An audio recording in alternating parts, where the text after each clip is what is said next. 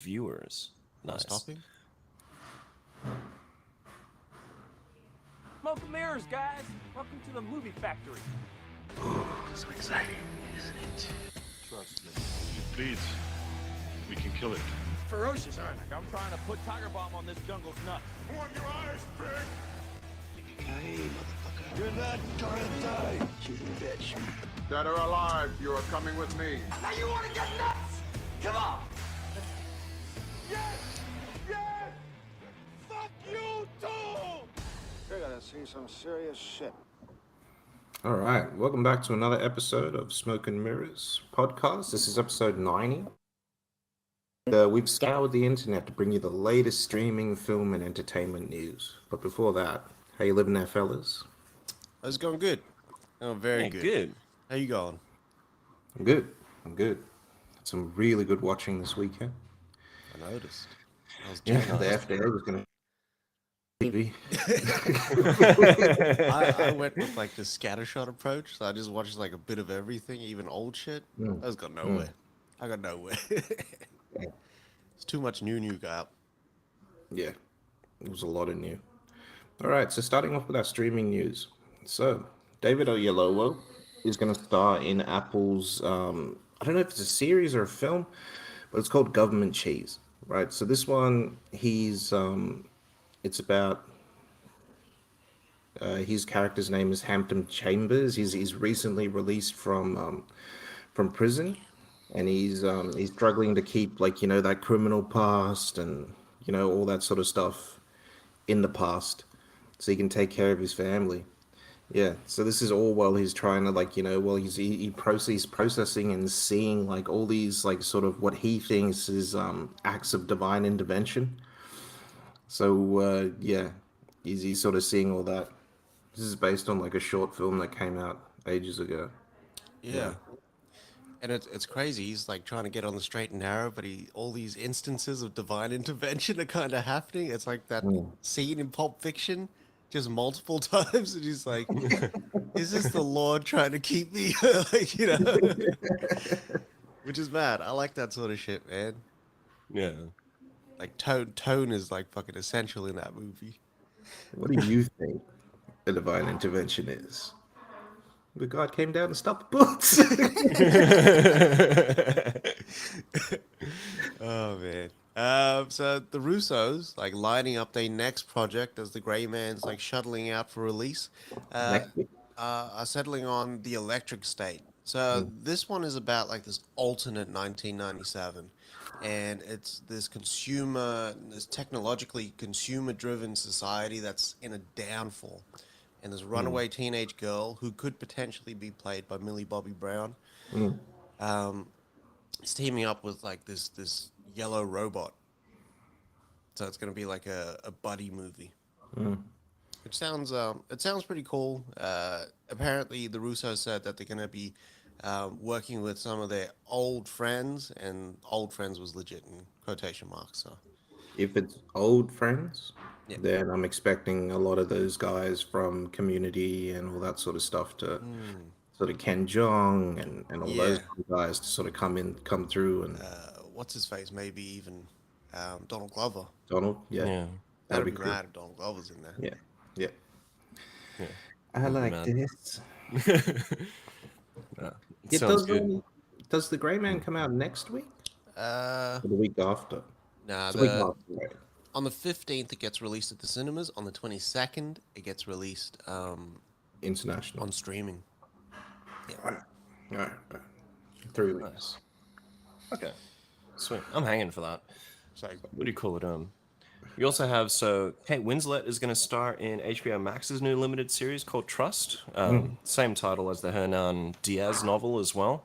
Best-selling, mind you. Hey, but basically the whole deal about this one is that it follows this wealthy financier, and then he reads this novel based on his life. But the only issue is that the novel actually paints him as well as his wife in this really bad light. So he goes through and he's trying to he hires this assistant to write his memoirs, hoping to just change the whole fucking narrative about him and his partner. But then his assistant actually finds out that he's basically just trying to rewrite history, and then shit goes down from there. Ah, Fucking, this sounds interesting, man. You know the whole like fucking shedding light on some shit, and then fucking people try and change it, try and reword it, try and press it up, watch that assistant leak the real documents at the end there. But big time. That Black Gonna Widow have shit. gonna have that Metal Gear Solid Deep Throat situation paused. hey, Solid steak. he could have chose literally any other name. Any other name. He could have been Woodward and Bernstein. Like, he could have been someone else from that They just called story. himself Watergate, really. Exactly. But he had to go with Deep Throat. Wild. Absolutely wild. Oh shit. Anyway. Oh, So Hugh Grant is going to play, he's set to play Zeus in this film called Chaos, right? So it's going to be contemporary set. And he's going to play, Zeus is like, he's not the best person in the world, right? He's extremely insecure. He's vengeful. We've seen what he did to Kratos, years and years. He's paranoid. Yeah. So he wakes up one day, it's out of it. He's looking around him. He looks at his brother, Hades, who can't control hell, and whose wife is just like, his wife, Hera, is just, she's all paranoid as well, obviously, because Zeus had so many other children outside of that wedding. Yeah. And bloody, his son is like, bitching about like, his super yacht and all that sort of stuff. And all this is just drives Zeus crazy. Yeah. Yeah. It's like this existential crisis. Yeah. With his fucking god. I Which, like that though. yeah. Like that's the meat that Hugh Grant would have like really sunk his teeth into, pause. Because what's his face? Like it seems like a really comedic dark humor take on it. Almost like Good Omens. Yeah. This is almost like American Gods, Good Omens. yeah. And shout out to Cliff Curtis, who plays every role under the sun this time, every nationality under the sun this time, playing Greek. I never fucking understood that in Percy Jackson as well, because Sean Bean was Zeus. That is wild, actually. Yeah. Like, when I thought about it, like, all of them, Zeus, Poseidon, all of them was either, like, Irish or Scottish, or they were fucking American in that movie. We don't know if they were actually Greek, right? Simply because True. even the Romans. So Rome had Italian, but if they wanted to really talk and be like, if they wanted to write something down, they would write it down in Greek. They wouldn't write it in Italian. They wouldn't write it in Latin. They'd write it in Greek. It's so weird. Yeah. So that I was watching this on Rogan's podcast talk about it. How Marcus Aurelius, like he's so documented for the things like because we're essentially reading his diary when you read those books of Marcus Aurelius, but they're all written in Greek. It's not in Latin. Shit. Yeah, it's so weird. Is that because Marcus Aurelius studied with? Like, No, that's just how their it was set up over there. So if you would speak in Italian or Latin, but you'd write things down in Greek. well, the motherfuckers was all philosophers and shit like that already. Yeah. Like the neurons were firing like in like 3-4 languages. Well, Marcus Aurelius especially is amazing. What he's teaching back then can be applied right now. It's amazing. I would check if they had audio. They probably do. Because that'd be fire. All right. Taylor Sheridan has now jumped into, like, he's going to wear another hat, pause. He's going to step into the showrunner role for a show called Lioness for Paramount Plus, right? So this show, Busiest man in TV. I know. Like, he's got a Bass Reeves Almost seems like a Yellowstone spin-off, 1883. Mm. He's got 1923 that's Yes. coming out with Helen Yeah. Mirren and Harrison Ford. The Yellowstone, the normal. He's got another. He's got Tulsa King. Yep. He's got Mayor of East Town. Yes. Yeah. The Jeremy Renner one. Yeah, it's either Easttown or Yorktown, one of the two. Yeah. He got that one. Now he's picking up Lioness, right? So this is about a this I want to say chick, but she's a fucking Navy SEAL. She went through Navy SEAL training and she gets picked up. Oh, sorry, she's going through Navy SEAL training. Go through buds. Sorry. She's going through buds. Yeah. Yeah. And she's getting recruited, and she's kind of going through that process to get groomed to be one of the best. And Zoe Saldana is doing the grooming. Right, she's going to be the mentor role as she kind of goes through. That's cool, man. Yeah. Because Saldana usually doesn't sign on to shit. Like she's very precious with her time, which is good. Like she doesn't just do movies and whatnot or series willy nilly. Once upon a time, she did. It was Scattershot Saldana, but When? now This was no. You can't claim those because they were done before she did all the other big stuff. that's what I mean. I said once upon a time. Yeah. Yeah, you But got to they would have even though they came out after all the big stuff, they would have come out. She made it before. You know, who was it? What's her name from Mara? Rooney Mara. Yeah. Yeah. You know, she tried to get her name taken off. What's his face? Nightmare on Elm Street. Really? Was this Yeah. after Social Network? After Social Network and after, yeah, she tried to get her name taken off. It was wild. If you want to be didn't- Rooney now, you got to be Rooney then. So Fucking Mickey Rooney. the big thing though is she's training, and she gets recruited into this Lioness program, right? And then they're gonna take down this terrorist operation organization from within. So there's a bit of undercover work there as well. It's all playing within Sheridan's his strengths, going right back to Sicario. Yeah, sounds exciting. It does. Sounds exciting. Sheridan's got a very cool sort of lens on how he does military, how he does these sort of rural stories. So I mean, Yeah. I'm in. Not everything he does is like gold. Those that Wish Me Dead was not the best movie. But I also think that was a studio and star controlled picture that really railroaded him, because apparently there was so much left on the cutting room floor, and he was just like, well, I guess that's the movie then. I'd love, yeah. If they would have done that movie as like a limited series, Yeah. that would have been awesome. Because then you could go through real time with those characters. Like if they were out there for 5 hours, then 5 hours of that would have been them out there. That's It right. would have been cool. Yeah. Yeah.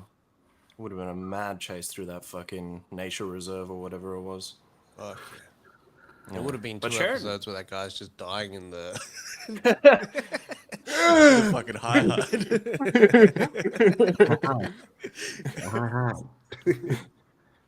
Fuck you know. Alrighty. So so Morgan Freeman and Laurie McCreary's Revelations Entertainment, the one that they have set up. They've set up a series called Twin Territories at Amazon, and this one is also about Bass Reeves, but this is about so this is Bass Reeves when they send him out to go fucking take care of what's going to become Oklahoma as well. And it's set to be like the most dangerous fucking place on the planet at the time. And this is bandits are setting up their own wanted posters. This is when civil unrest was still fucking rife as well, with all the Native Americans that were there too. So this is all going to be like a story about Bass Reeves as well as Chauncey Lee, who was partnered with him then. and him sort of setting everything up to become Oklahoma and making sure there's peace throughout that whole land too, which sounds fucking cool, man. When I was first reading, I was like, Morgan Freeman's gonna be Bass Reeves? Be a bit fucking old for this. But no, this sounds fucking cool, man. But Bass Reeves, like, I didn't know much about Bass Reeves until I was, like, reading through the article. I didn't know, like, Mans was just out here just being the best fucking lawman out in the fucking west of the Mississippi and shit like that. Yeah. First black deputy in the U.S. Marshal as well. Crazy shit. Yeah, he was that Unreal. guy. He Bass was like, Reeves was not to be fucked with. no, he was like Yeah. El Spectre, John Wick, like that. That's who takes things out. Like, hey, you don't want to. We'll send Bass out there and everything calm down. Quick, fast, and in a hurry. Fuck. Man, shut up before I call Simon coming Give it the track. You really No. summed it up. No, man. I'm excited for that, man. Same. Yeah. So this will be a story based off a novel done by Art T. Burton as well. So this sounds cool, man. I'm excited. That Art T. Burton, that guy's an actual Bass Reeves scholar as well. So the credentials is Holy in shit. place. Yeah. Yeah. Like, motherfucker's done his research, and he's like, yeah, he's applying it too, which is fire. I like it. Goddamn. Because it's little known that Bass Reeves established Oklahoma. Especially Oklahoma. Oklahoma's beautiful. Yeah. It's unbelievable out there, man. Yeah. Ugh. Anyway, so for some strange reason, Apple TV scored a Godzilla series. Not just any Godzilla series. Yeah, This is a direct fucking spin-off. yeah, it's a live action as well. So this says, so this is set after like a battle between Godzilla and the Titans in San Francisco, and yeah, So it's prior, it's post King of the Monsters. yeah. Yeah. So it's because what's his face was in China, yeah. Are they fighting in China in Godzilla vs Kong? Yeah. Is it China Yeah. or Japan? No, it's China. It's China, yeah. Yeah. Yeah. I'm pretty sure the end was Okay, and yeah. So this is San Francisco because that's where he took down the Hydra. What's his name? Fedora. Ghidorah. Yeah. But yeah, so this one's gonna star Anna Sawai. I want to say, yeah, Ren Watabe, Casey Clemens, Joe Trippett, and Eliza Lazowski. Yeah. And this is them, like, setting up Monarch and all that sort of stuff as well. Yeah. It's just weird. It's just, I don't know why HBO Max wouldn't pick this up. Probably for budgetary reasons. Maybe they'll have a credit on there. Like Ted Lasso, and Right. I think HBO actually came up with the story for Ted Lasso. Yeah, they did. But do you think it's because Legendary owns the rights to Godzilla, so they can just basically go wherever they want to? Yeah, and Legendary. owns it, so they can just we'll go over here to get them to make it. True, and Legendary did. They do own the rights to Godzilla, Kong. That's why Universal did Kong, WB did Kong vs Godzilla, Okay.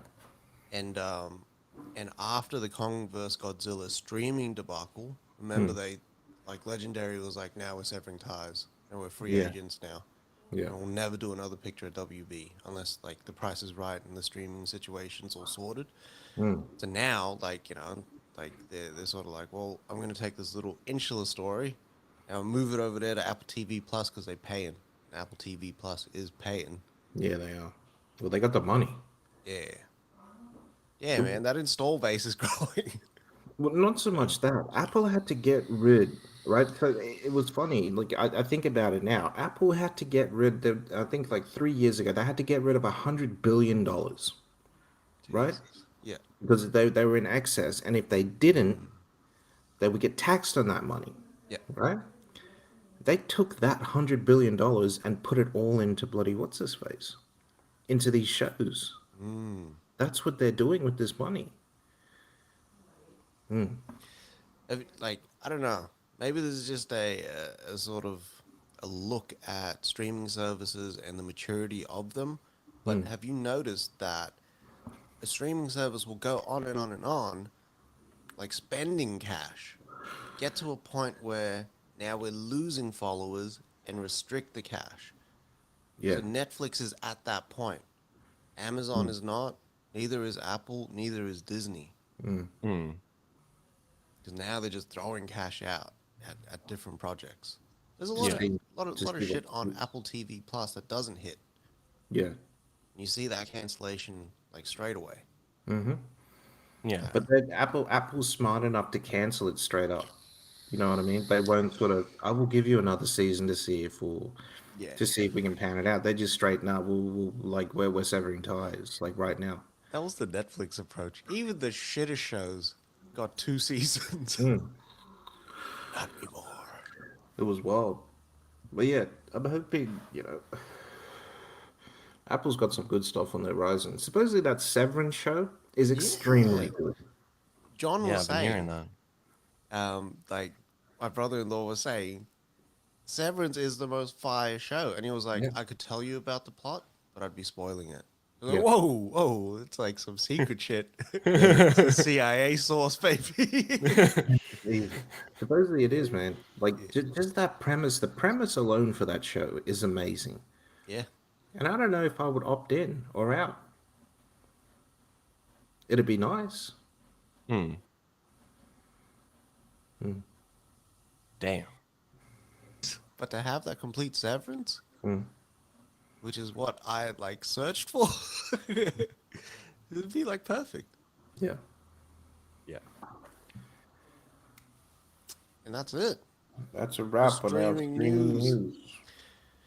All right, heading into our film news. So the first story up there is Russell Crowe is starring in The Pope's Exorcist. So this movie is about the real life figure of Father Gabriel Amorth. Right, he's a real life exorcist for the Vatican.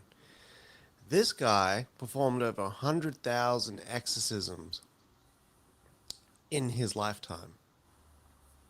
And he's only been the head exorcist at the Vatican for like 40 years. That sometimes like he'd be doing 2 a days, 3 a days maybe, which is fucking wild. Like real life Father May I. Yeah, I think William Friedkin also did a movie. Father Amorth, he did a documentary on this guy. Father Amorth and the Exorcism, or the Exorcist, or something like that. Where it kind of went through. This guy was even like an author. Where he did like sort of the adventures in exorcism and then more adventures in exorcism. That's what the actual title. I'm just trying to spice it up here. I'm really hoping that they don't go at this like the fucking exorcism Emily Rose and sort of take it at surface value, right? I hope there's a breakdown of, well, this could be like someone that is possessed, or it could be someone with fucking mental health, or it could be some Extremely bad. other disorder, Yeah. like beating, drowning, burning, fucking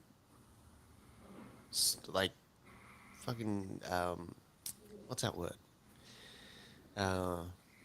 Nearly choking and killing people in the name of exorcism. Like, I hope there's that kind of conflict that plays throughout. Yeah. Yeah. Yeah. I'd like to see, that conflict would be good if they did play on that. Yeah. To see whether or not, is he possessed? Are they possessed? Or are they just really, like, especially with the process of possession is wild. Like, any person that you did that to, possessed or not, would go crazy. they'd lose their fucking mind. That's right. There'd be some sort of PTSD after the fact. Mm. Even though Reagan in The Exorcism was like, oh, I can't remember anything. Bullshit. But like, there'd be something that subconsciously would play out. Yeah. And that shit's scary. The real kind of thing, though, would be going through and then going, all right, these guys they weren't possessed. But then going, holy shit, here's the guy that actually was. Or here's the chick that actually was. Mm-hmm. Instead of like approaching every day like, I'm going to face Satan. Yeah. It would be weird. That job's too hard, then. Yeah. Well, $100,000. It's not supposed to be easy. As soon as you said I'm gonna face Satan, I just picture like homeboy waking up in the morning and doing the Rocky routine before he goes out exercising demons. I must exercise myself. I must exercise these guns. What do you mean? Father See him Karras- flex and the whole fucking thing comes off his neck. Wow. Father Karras was out there boxing before. True. Too. Yeah. For I traps these demons. I must exercise these traps. Fucking hell. Yeah, he's got the ugly laugh on him and everything. I love that he's working out in his full robes. I see him using that fucking neck scarf thing to do the pull-ups as well. That's wild. Before I lift the dead from these people, I must deadlift. Fucking hashtag priest fit. Faith fit. Fucking. If I drip this holy water, I must make sure my drip is correct. Jesus Christ. I'm gonna hit one of those before I was like, and then pop back with green eyes or some shit. Do you know what she did? Hey, all right, that's enough quoting. I was getting scared of you. I'm alone. This is like spider down the stairs and shit. Jesus. All right. So we got David Mamet to direct 2 Days, 1963. So this is the Nicholas Chalozzi drama, and this one's based off Chalozzi's. Is it Chalozzi or Solozzi? I Or would say Selazzi? Chalozzi. It's Chal, yeah. Chalozzi. Chalozzi. Chalozzi? Okay. And it's about his great uncle, Sam Giancana, about how they allegedly arranged the assassination of JFK. And this is all to do with, like, you know, when JFK set up him and his brother to take down organized crime after the mob helped him to get into the fucking White House. So, fucking big backstabs. But it's all meant to be based, like, 48 hours prior to the actual assassination. And, like, it's meant to show how the mob was actually going to assassinate JFK in that time as well. Wild. Yeah. You don't Sounds see this fucking perspective. crazy. Yeah. I A was lot. Yeah. I was telling Dave about one of these mobsters. He had a shotgun named Kennedy because he got it the day after Kennedy was fucking assassinated. Jesus. Yeah, and he was saying, like, he walked into this house and he had, like, rock salt in one shell and then buckshot in the other, and he walks up to this dude and just fucking rock salt directly to this O's leg. That's fucked Just up. fucked him up, yeah. Hey, didn't the mob kill Bobby Kennedy? Or was that someone else? That was someone else. That was some crazy fucker. Yeah. Yeah. But this sounds interesting. Fucking, I'd like to see this take on how everything was gonna play out. Yeah. I think we think that the mob killed Bobby Kennedy because it was nearly at that time of what's his face, around that time of what's his face getting shot in the offer. What's his name? Gambino? No. But yeah. Columbo. Yeah, Colombo, sorry. Yeah, it was around that time. Because Colombo got shot and what's his face got shot. But what's his face Bobby didn't die straight away. I think Bobby was shot twice. But But you can see the similarities between those shootings, and that's why you would assume it was the mob. Yeah. Whereas a sniper round, like on a traveling target, that's not the mob style. No, it's the hardest thing to do. Yeah, that's a trained fucking sniper. Yeah, but I don't know if we want to get into this now, but it was wild, right? Yeah. It's extremely wild to actually do that. Especially like, supposedly there was two, three shooters out there. It wasn't just what's his face. They say that he might have hit him once. Lee Harvey. Yeah. Yeah, that was But synchronized shots. but other than that, like it's physically impossible. There is a guy though that made the shot using the exact same rifle from the day, using the exact same bullets from the day. There is a guy that made the shot recently. They could do it. It's crazy that through history, this is the one event that keeps getting revisited from different perspectives, different angles. People can't let this shit go. If you go to Dallas now, there is a exactly where Kennedy was shot. There is a big old white X on the ground. You can literally stand in that same spot, and if you turn to your left, you can see where the observatory or whatever, the book repository or whatever it is was. It's wild. But staying on the Kennedy thing, like the Kennedys weren't the cleanest people in the world, right? So I'm pretty sure, I don't know if it's true, but I think they changed their last name. Their last name wasn't Kennedy originally. They had an Italian last name. They were connected. They were extremely connected to the mob. Like Kennedy's father, Kennedy's grandfather did some wild shit, man. They were connected heavy in that what's his face. They made their money on bloody prohibition and all that. That's how far back they go. Jesus. Yeah, man. They were wilding. But I guess anyone in that sort of top tier of society, in that class like section, like they're never clean. Nah. You're never ever clean. You have to get a little dirty to get a little clean, B. Like that's just To how it look is. clean. To look clean, yeah. Yeah. Whew. Anyway. All right, so Pedro Pascal and Ethan Hawke. So they're gonna shoot this Western short film, right? So currently it's a play that sort of came out already. So this one starts off with this guy Silver, and he's riding his horse across the desert to Bitter Creek, and he's gonna go meet up with his sheriff friend Jake. Jake. There always have to be a Jake, right? And he's a cop. So Silver used to be like a hired gun who worked for Jake back in the day, 25 years ago, right? So he goes to meet his friend. They have like this night out. Jake tells him the real reason why, he wanted him to come through.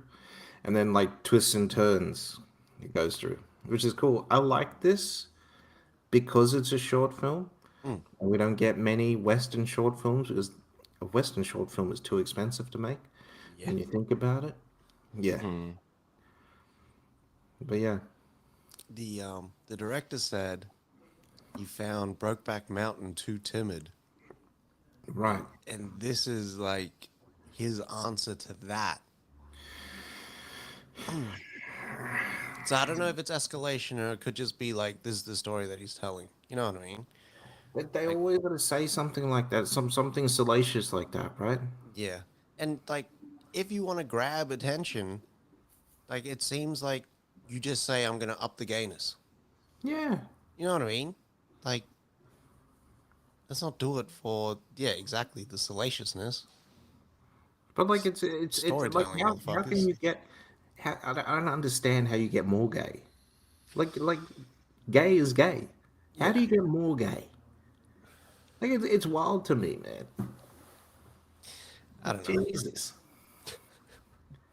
I'm gonna let him live. it's just stupid. The marketing is just dumb. Like my marketing for this film would have been what's his face. I've got Pedro Pascal and I've got bloody Ethan Hawke. That's right. But That's all that's you all I need. need, man. And then I let my audience figure out the story while they're in there. Yeah. Fucking creepy. So No, no, no. The marketing for this definitely needs to be the cover of the book. You know, it's entrancing and it gets the people joining. what is that? I can't do the voice. I miss Evans though. Same. I do miss like sitting down and watching that. But a very good segue because another Paramount production coming up, and I was more excited now because I've found this original movie. But anyways, so Paramount is planning to remake the Korean film The Gangster, the Cop, and the Devil, which I've never seen. But this shit sounds fucking fire, and it stars a fire fucking actor as well. So Don Lee from Train to Busan, right? He was the motherfucker that was punching zombies. He was also in Eternals punching deviants. He plays like this gang leader, right? So he's the gangster, and his loved one dies. Now, fearing retribution and kind of the perception of weakness from the streets, he vows to track this killer down and kill this motherfucker. So he enlists the help of this cop, this beat cop, to help track down this guy. And then they go on this fucking journey to get revenge. As if this shit doesn't sound fucking wild. It's like right in my wheelhouse of those like dark revenge tales. Yeah. And I loves it. Is the killer the devil, or do they become the devil when they kill? See? That's I the like shit that I like. Yeah, That's the shit. It's just knock over all this shit. So you said you found it? Where it be? No, I've found that I'm gonna watch it. You know Oh, what I mean? right. Like this is next up. So what was interesting for me was Stallone's on this Yeah, as a producer. as a producer, which is wild. That was the other piece. So Don Lee is coming back.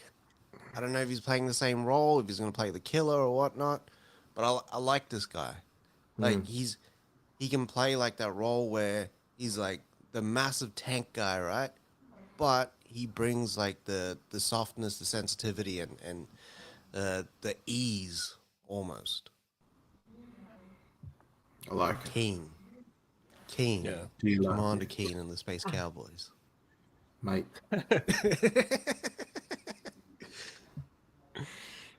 Yeah.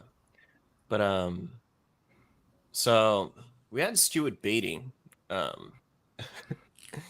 and he was speaking to the he was speaking to the direct about his involvement with the first 3 episodes and the final episode of the Obi-Wan show that came out. And from what he was saying was that he was not directly involved with the show at all. He was the guy who pitched it to Lucasfilm and Disney about making this Obi-Wan story. And a lot of the script that he wrote was actually used in the Obi-Wan show. And when he was speaking about it, Mans was like, look, there's 3 stories that we need to tell in all of this. And the first one being the show, about being like, you know, you need to leave the boy alone. You need to, like, surrender everything to the Force and surrender your will moving forward. Like, the shit that this guy was proposing sounds fucking mad as well. When he was going through with it. Like, it doesn't have anything about the third story, but the second story is meant to fill in the gaps between, like, you know, Obi-Wan just giving his life in A New Hope. Spoilers for anyone who hasn't watched this fucking old movie. But, thingy. So he was meant to actually come to terms with the fact that he's not going to live forever. And he knows that, like, you know, he had to be there. He's made his journey. And now he needs to give his life for, like, you know, Luke, if, like, the opportunity does come up. Which sounds cool. It's all about him, like, you know, fucking facing everything that he's already done. Yeah. I'm hoping, man. I'm hoping this is, like, one part of the story if they make a second season for Obi-Wan. Yeah. And that's the what's his face? The iconography that they they use for the like with the Bible. Yeah. Like Jesus also going through that, but they don't Yeah. show you that. You know what I mean? But that is fire. Yeah, I like it. yeah. So Kevin Smith and Mark Bernardin were talking about the what's his face, right, on their podcast. And Mark Bernardin brought up this point, like, Obi-Wan appeared at the wrong time. So he said that, not Obi-Wan, Qui-Gon appeared at the wrong time, right? So what's his face, he said that it should have literally ended with him meeting Luke, spoilers, meeting Luke and just saying, well, hello there, and then just cut to black. Yeah, that's the end of the show. He said Qui-Gon should have shown up when he's like trapped under that rubble and whatnot and getting all the flashes of what's his face. And then he comes through because that's when he actually needs his master again. Yeah. And Qui-Gon's like, we've got a lot of catching up to do and we've got a lot more work to do.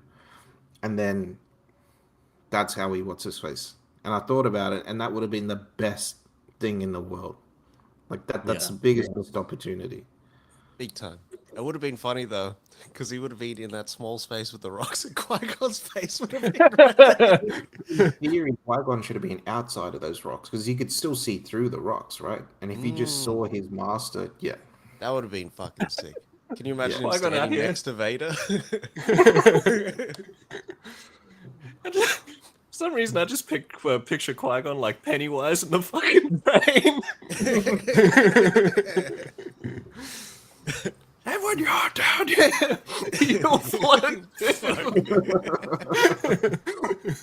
Yeah. Fuck. Wise.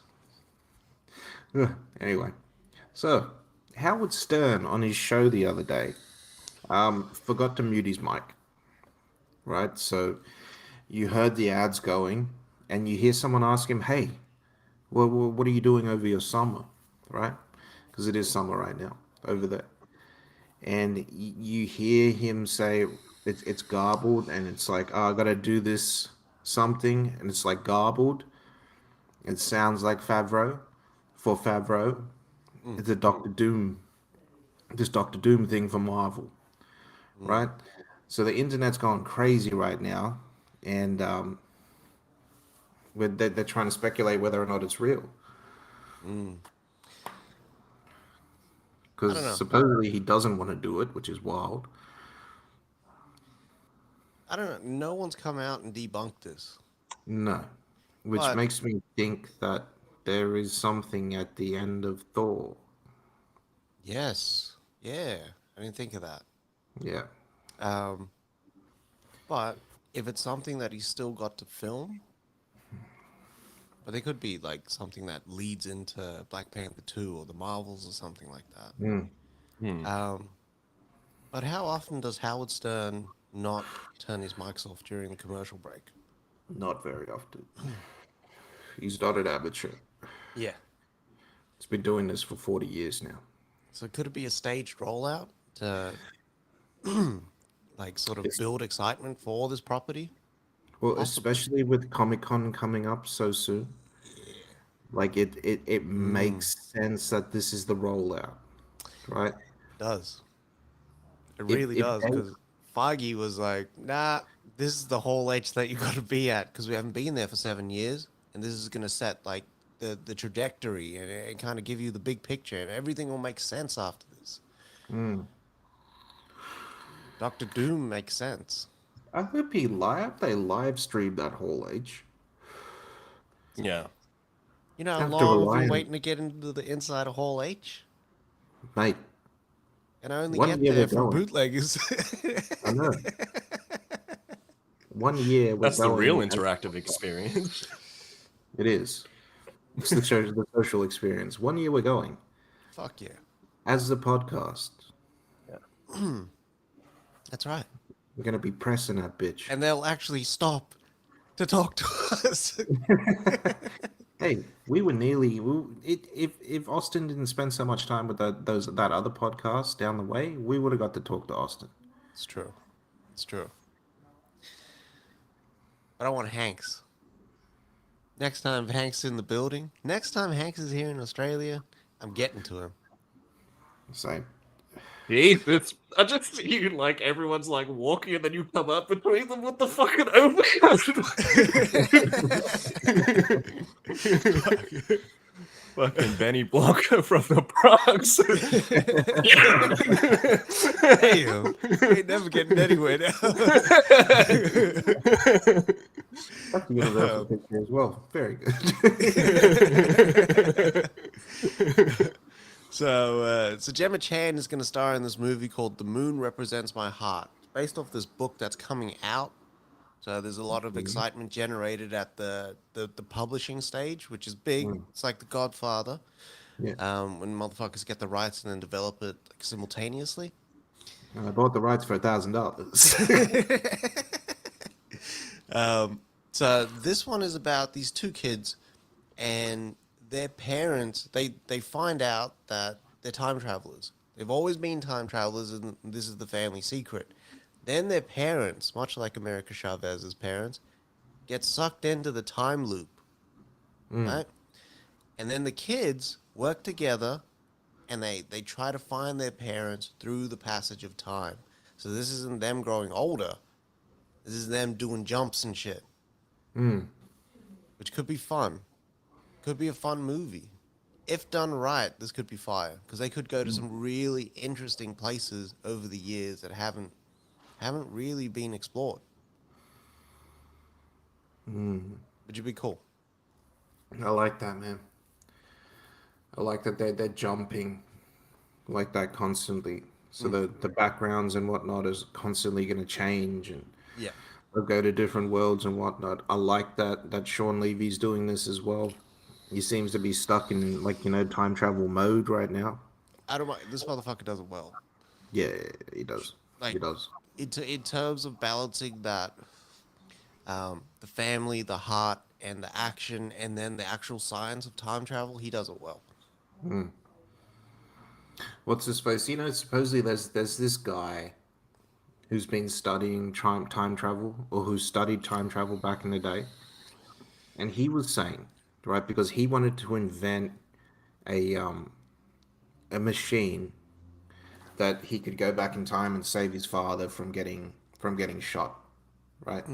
His father died, and so that was his motivation to actually build the machine. It's an actual proper MIT scientist, right? Oh shit! He was saying that if we were to invent time travel tomorrow, right, you would not be able to go back from that place, because you could only go back to a time when time travel was actually created, right? Oh, So you could go forward in time, but that'd be, and then come back to that original time. So if time travel was created yesterday, then we'd be able to go back as far as yesterday, but nothing before then. It'd have to be forward, because you wouldn't be able to come back then. that's right. Yeah. Yeah. So I'd like to see, when you think about it, it makes sense, right? I'd like to see a movie put those sort of rules in there. That's fucking mad, because Yeah. the travel back would be the suicide mission. That's right. And you'd have to live in that time for the rest until they created time travel again. So you can't go too far, right? Yeah. It would have to be within 20, 30 years of the creation of time travel. That's a fire idea just waiting to happen. Watch someone greenlight that shit for next week news. Yep. And And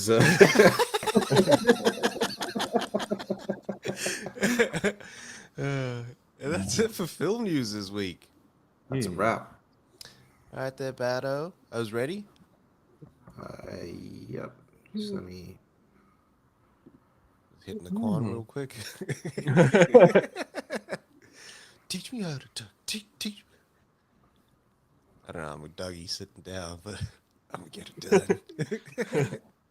Instruct me how to Douglas. But yeah, man, I was ready. All right, it's time to fan the hammer. Right, so the Duffer Brothers have confirmed that they're working on a Stranger Things spin-off. We don't know what it's about. They're still working on it. Netflix has announced that the Horizon Zero Dawn series will be named Horizon 2074. Succession Season 4 has started production, and it's going to be a 10-episode run this time. Carol Burnett is going to guest star in Better Call Saul. We don't know who she is just yet. Channel 4, the UK company, has commissioned a two-part Kevin Spacey trial documentary for the trial that's literally just started this week. The Old Man was too obliterated. So the movie done by the Cobra Kai guys is adding Nick Zano and Shelley Hennig to the cast. HBO has given a series order to True Detective Season 4, the one that's going to star Jodie Foster. Percy Jackson is using the stagecraft tech. Kyle MacLachlan has joined the Fallout series. Knives Out 2 will premiere at TIFF, so into the International Toronto Film Festival. Cameron Diaz is going to come back for a movie called Back in Action with Jamie Foxx. We don't know what it is. It's set up at Netflix. It's just, yeah, there's no details yet. So the Quantum Leap sequel is going to debut September 19th.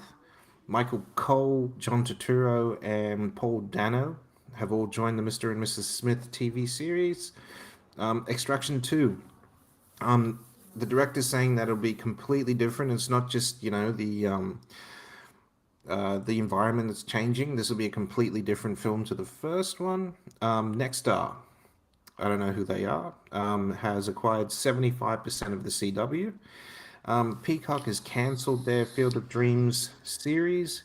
Dan Trachtenberg, who has Prey coming out very soon, has said that he would like to see and possibly do more Predator films, which is cool. HBO Max has cancelled The Time Traveler's Wife, and Paramount has cancelled Why Women Kill. The Deadpool 3 scribes have been talking about, them scripting, and they said they're really embracing the MCU, so trying to add as much of that in as possible. Joseph Kosinski was talking about his remake of Black Hole, and Disney basically said we can't make this film because it's too similar to Interstellar, which is wild when I think about it. Unfortunately, John Williams says that Indy 4 will be the last movie that Indy 5 will be the last movie that he's going to score, which is crazy. Emma Roberts is set to join Madam Web. Jason Schwartzman is joining the Hunger Games prequel, so he's going to play that crazy announcer that what's her face plays, Seth Rogen's wife. This Afterlife 2 got a release date finally. It's coming out December 23rd. Barbara Broccoli was talking about the next Bond film. They said that it's in the works. The earliest we're going to get it is 2025, and that's only because they're trying to figure out what they want to do with Bond right now.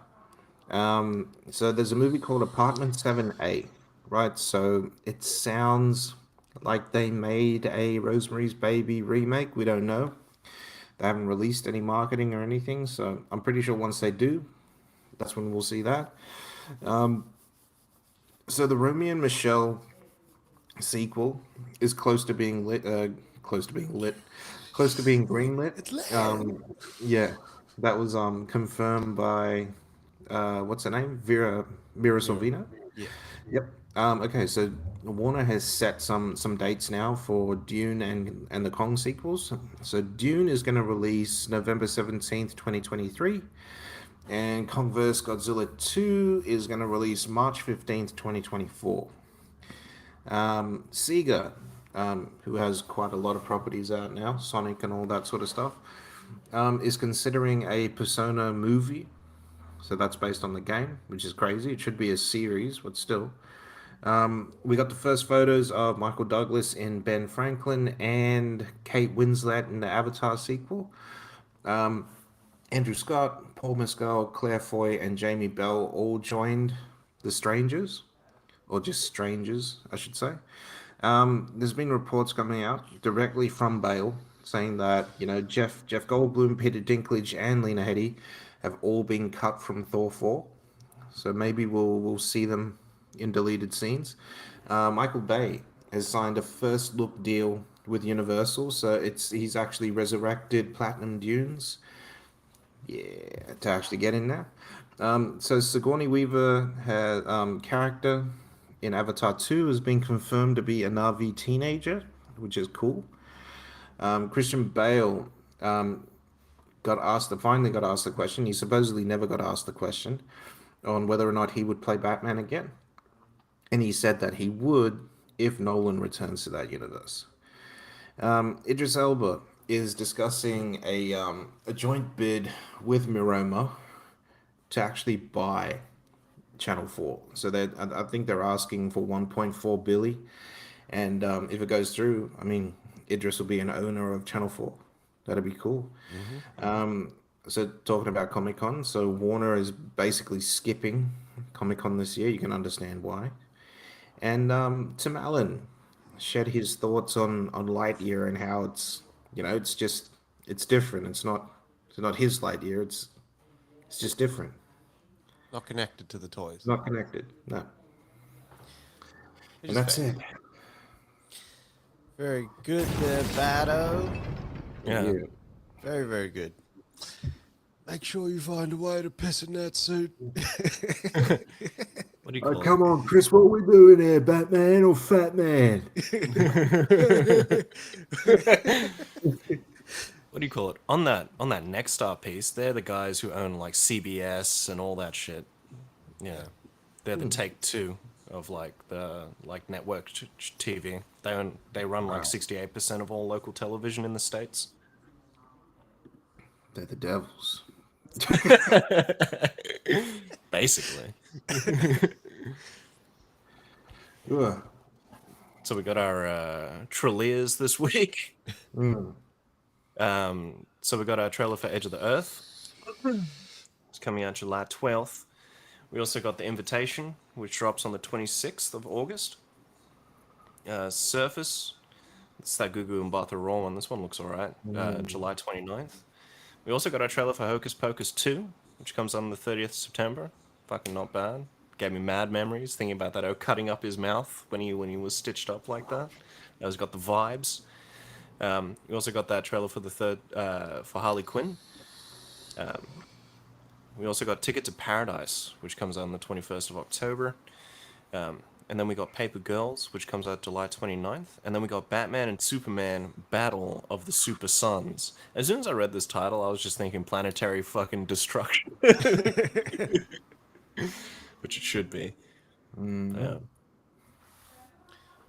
Very good. Trailers you have there, fellas. So my trailer pick for this week is Season 3. And this shit looks fire. So this season is touted as the finale, the last season of C.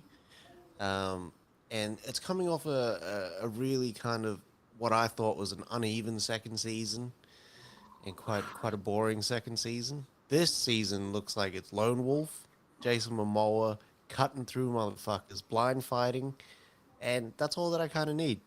That's all I need. I need blind fury. I love it. Blind fighting is fucking crazy. Yeah. I'm fighting as well. I always laughed at that, but then when I watched the show, I was like, nah, this motherfucker is like, he's spitting. Shit is busting. Yeah. So my trailer for this week was Amazon's 13 Lives Down, right? 13 Lives Down. So 13 Lives. So this is the one about the cave in or whatever it is. In And Thailand? the one set in Thailand about those 13 boys, the soccer team that get stuck in the caves and they're trying to get out. For me, this was the one because of the because my guys are in there, man. The Edge is in there, and they're Aussie. Yep. So that for me is the best thing about this is because they're an Aussie team coming through to actually save these boys. But they got to go through and bloody dive without tanks and whatnot because it's so because it's so tight in there and whatnot. Pause. I just can't wait. I can't wait to see how they sort of executed this one. Do you ever watch that show Gogglebox? No. So Weave was watching it, right? And I was watching with him. And the documentary that's on Disney Plus at the moment details what they did. And no spoilers, but the fucking end of this shit is the wildest shit you will see. It is fucking wild. And I can see where the drama's going to come in, the intensity. Like, to me, this looked amazing. The scoring, everything. Vigo in there, Colin Farrell in there. It looks fucking nuts. The fact that all these factions from around the world came together and worked through a situation, like an instance like this should be the time when we kind of look back and go, well, we did it then. Why can't we do it for everything else? That's right. This shit is fucking crazy. I can't wait for this. I can't believe it's getting a streaming release. And I'm excited about that, man. I'd watch it in the theaters, to be honest. That's the thing. For me, I would have watched this in the movies. Missed opportunity. We'll get a chance. We'll get a week. Not here. We'll go see it. I'll go see it. Huh. And I'll watch it again on streaming. Never comes out here, those weekly engagements. The Ricardo's one did. That was the last one that did. Yeah. And hopefully, because it's Edgerton, Australia's like our favorite son. Yeah. It like gives it up. Pause. And that's it. That's it for our trailer talk this week. We've got no entertainment news this week. No, so that's a wrap on the news as well. Yeah. Yeah. We were entertaining enough. Jesus, this guy. I've entertained you enough. Please leave my premises. Fucking release the hounds.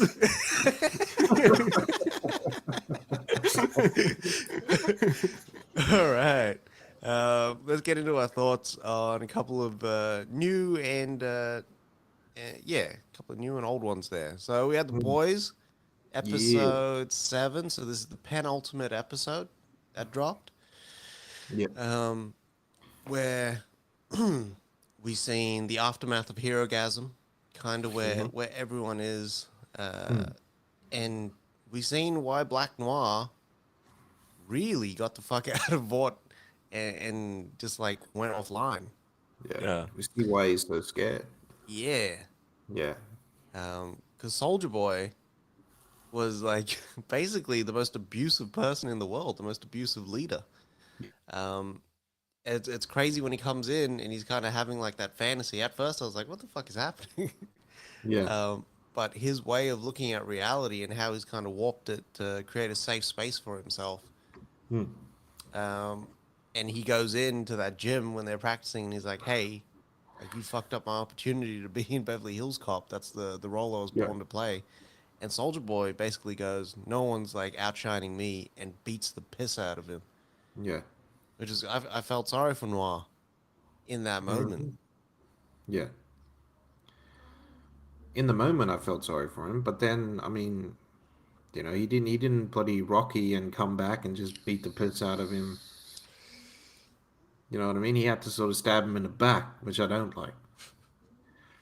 Yeah. He obviously heard that bell. Yeah. Yeah. Which is cool. But yeah. Some what's his face there? That guy. Who are they after? What's his name? The guy in the forest. Oh, fuck. It's like Trancer, Yeah. Yeah. right? To see Butcher go through all those memories and whatnot was awesome. I like that. I like it a lot. That's what this episode was about, was like working through the trauma. Yeah. Yeah. And why Butcher is so tied to Yui. And why he can't kind of let him go. Why he's a hard ass on him. Yeah. Which was like, that was really insightful in terms of that character. I like that shit now. Pretty cool. That was cool. I liked Yeah, I liked with this episode how they did take that step back and they sort of reflected on everyone's motivations because we've been on the go since like fucking episode 1 with this shit, Yeah. and it's nice to actually fucking see what everyone's actually doing now. So I don't know if there's like how this continuity is kind of lining up, because the boys have preceded a lot of things that have come up in recent times. Homelander going into that cell with Maeve. Yeah,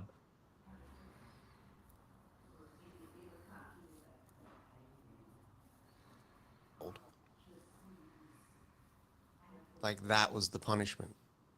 Yeah. But like he was saying, like get in line, otherwise that's what's gonna happen. This is the most Yeah. evil shit. Like Anthony Starr, like does this shit so well. Mm-hmm. Apparently, that show that he was in, Outrageous Fortune, he plays twins that are very different. Oh well. Yeah, and people are saying that's why he does this so well. Because they literally are two different people. But then, like, you just see him, like, the smiling facade cracking. Yeah. I love that shit. I love the. You're supposed to tell us when we're practicing lines.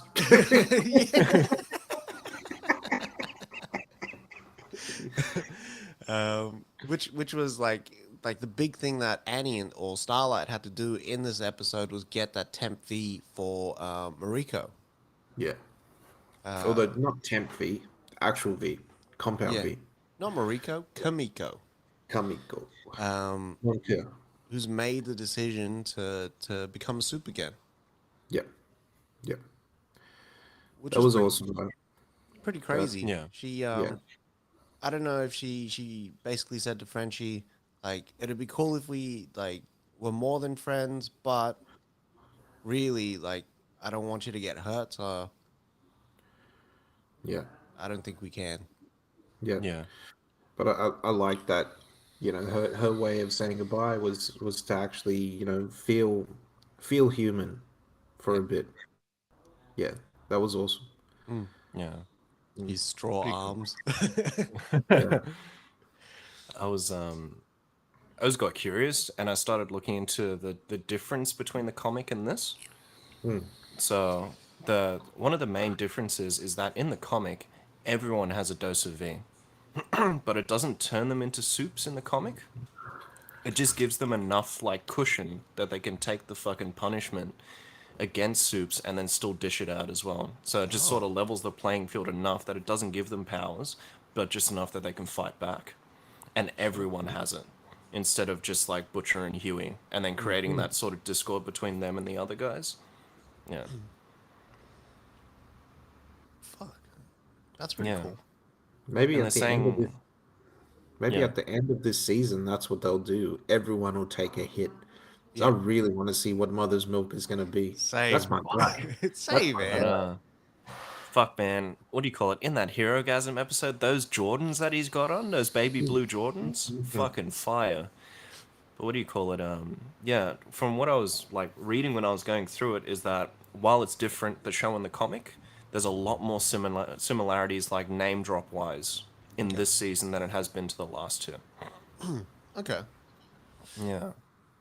Oh, fuck, what was I gonna say? So Yui and Butcher have only a limited amount of times that they can take that temp fee as well before the seizures and the damage starts taking hold of their Humors bodies. and all that sort of stuff. Yeah. Which is scary because that means they're on a collision course. One of them, at least, is on a collision course with permanent effects. Yeah. Yeah. That means one of them is going to have to become a soup full time, right? I wonder if, We s- yeah. We saw what happens as soon as Kamiko took the V, everything cleared up Yeah. Straight away. straight away. Yeah. One of them is going to have to become a soup full time. Either that or get damaged by get turned into a soup full time, get damaged by Soldier Boy, and Soldier Boy takes it away. Yeah. Yeah. Which might be the end battle, eh? Yeah. Because there's still some of that V left. I feel like thingy, they're gonna have that fight again, like they did in Hero Gasm in that that bottom floor. But I reckon it's gonna be like fucking Homelander's found out where Ryan is, and then shit's gonna fucking go down. And I feel like Butcher might end up fucking accidentally maybe killing Ryan, like fucking last season, what happened with the mom. And that'll fuck him up. Yeah. Yeah, true. Or Ryan kills like Mother's Milk or Annie or something. Yeah. Yeah. The real like thing that I want to see is Ryan just standing up to his father and just fucking blasting him down. Pause. Yeah. Yeah. But yeah, Fuck, a good man. episode, man. So good. Yeah. No filler. No filler in the season. It's just been How on. many? How many Only do we have? 8. Though? So what? Next week is the last episode. Yeah. Are you serious? Yeah. You They've know, kept it short and sweet for this one. I thought it was 8 episodes all the way through. Was it? I thought it was 12. Nah, it's 8. So I thought that first season was 10, and then they went to 8. Yeah, I don't know. Either way. Next We're week's the gonna last have- episode. We'll Yeah. be there. So we got our first episode of Westworld there. Yeah. Westworld. I didn't realize there was a 8-year time jump in this season. It's Jesus. a big jump. And everyone's life has changed. Aaron Paul's like got a kid, raising her. His PTSD isn't really just PTSD. No. Um, It's warranted. Yep. the man in black is back. My man. That opening That opening was That fucking opening rad. was amazing. Either you So- pay me now or you give it to me for free tomorrow. It's like, what is going on here? I know, way. I was like, how? It was like Yeah. hasta mañana. Yeah. Whoa. So it almost looks like they've created a loop in the city, and they found a way to create control humans for their loops. Yep. There's so many questions in this one episode. Maeve was living off the grid, and Yeah. they found her, but she's able to now control that that gateway, that portal to that other dimension. It Yep. looks like the man in black is looking for something very specific in that data set that he was trying to buy at the start. Well, he's always been searching for something, right? So I think it's in that data set then, and he's gonna have to comb through that data set. Because it's not just his data that's hidden there. It's sounds like it's everyone's data. Yeah. It's probably the hat data, right? And what are they then going to create with that? Yeah. I don't know. Maybe. Dolores is no longer Dolores. I think she's Christine now, living in the city, working some creative job that she's nearly going to get fired from because she's playing it too safe. Yeah, it's weird because it's almost like it's set before that, like they're creating characters for the park Yeah. in the past. That's now gonna it's weird when you think about whenever I think about Westworld, I don't know if it's set in the past or if it's in the future. It's so weird the way that the time sort of set up, because that the character that she's initially setting up is Dolores, right? So she that's the character that she wants to create. Yeah. Yeah, Shit, I didn't think about that. The alternate, not the alternate timelines, but the different timelines yeah, shown concurrently. That'd be interesting. yeah. And then the episode ends with my man Teddy entering Ted. the fray once more. The 1-2 checker.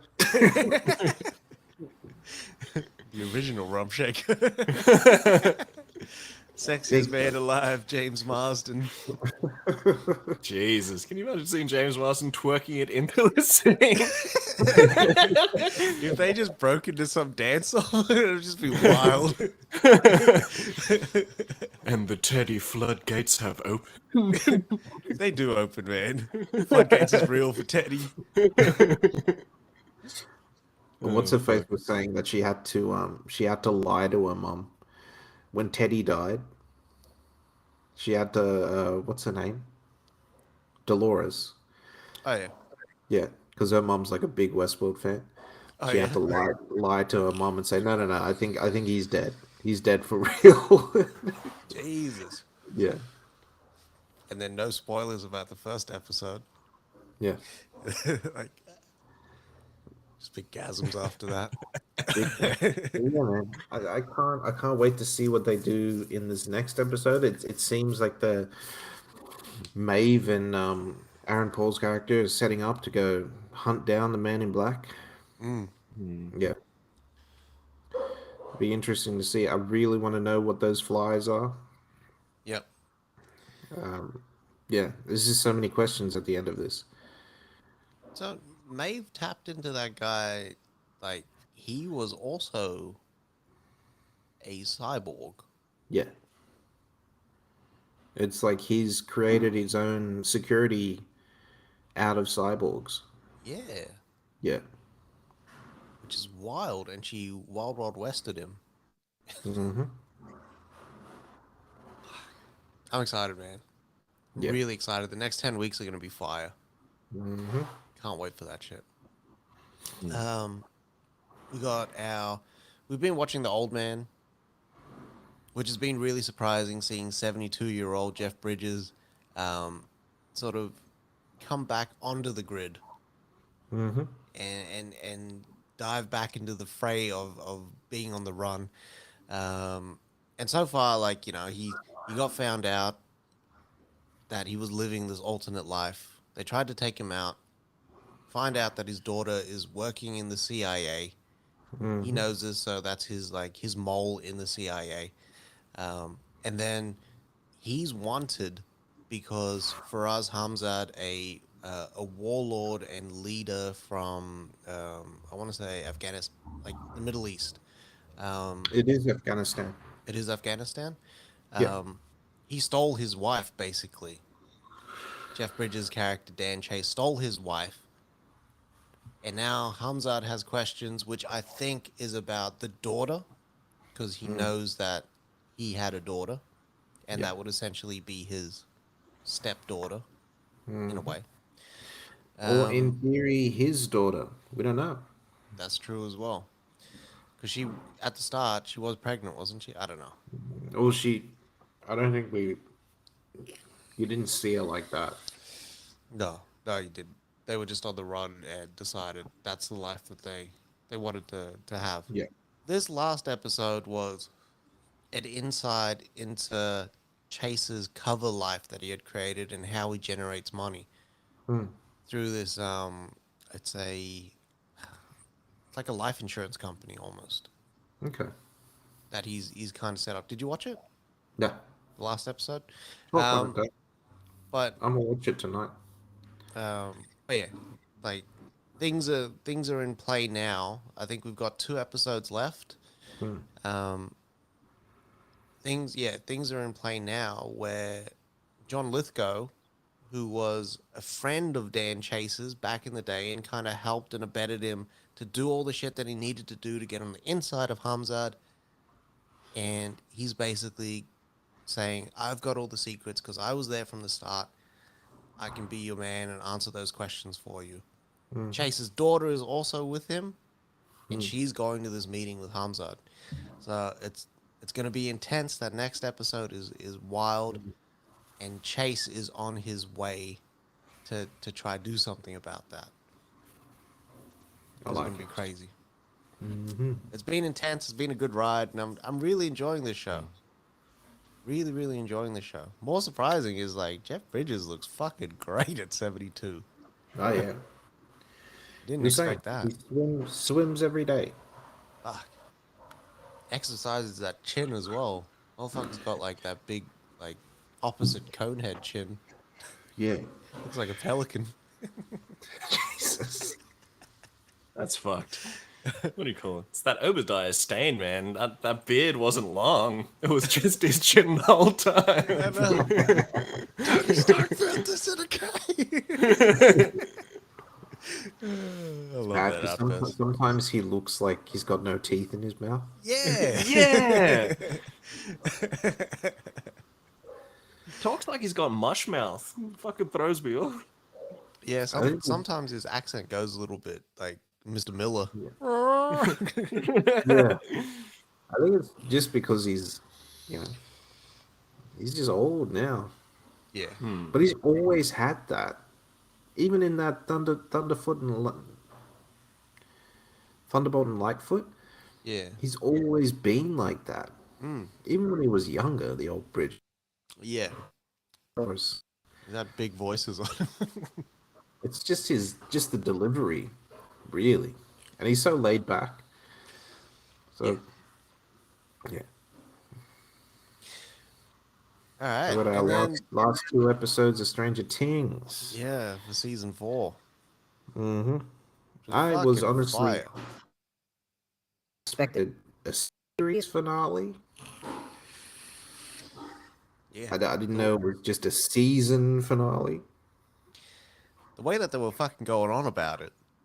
Like, I Yeah. expected the grandeur, like they were saying, there's more effects in this 2 episodes and all of season 3. So I was like, fuck, wow, they're going all out. This is the end. Yeah. But nah, this is the one before the end.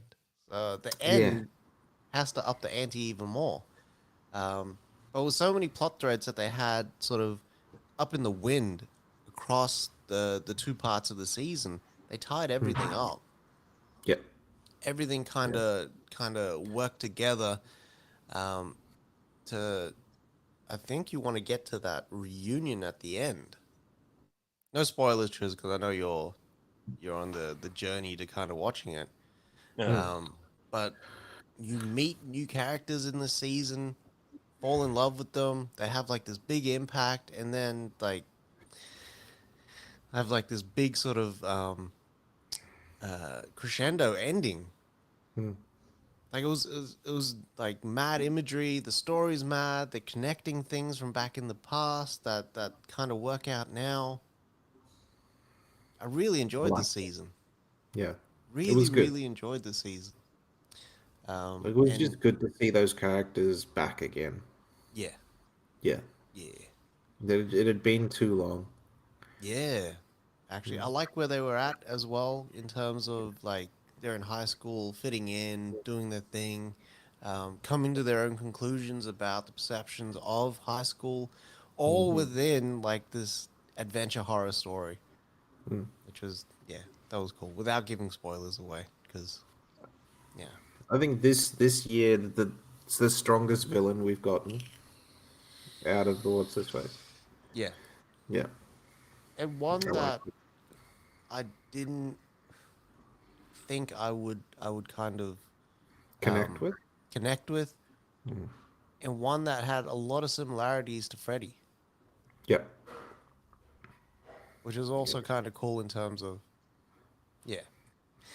that's going into spoiler territory. I would spoil it for you, big dog. 'Cause, it was We're up kinda to nice. we're up to season 3 now, like episode 2. So hopefully we can just smash through this one and then get into it. Nice. Yeah, But I've also been roped into watching all of the 4 current Despicable Me movies. You're right. sometimes you gotta make the trade off, my friend. Yeah. Give and take. Relationships is about compromise. What do you call it? I had big jaws after that first Despicable Me, though, when My Life by Robin Thicke started playing. Dance moves. That's fun. Big magic's on it. Oz comes out with the cane and everything. I believe in magic. Is that how the song? That's how it goes in my head. That's how I hear that fucking stuff. That's how America does it. That's how Dad did it. All right, that's a wrap on all the news this week.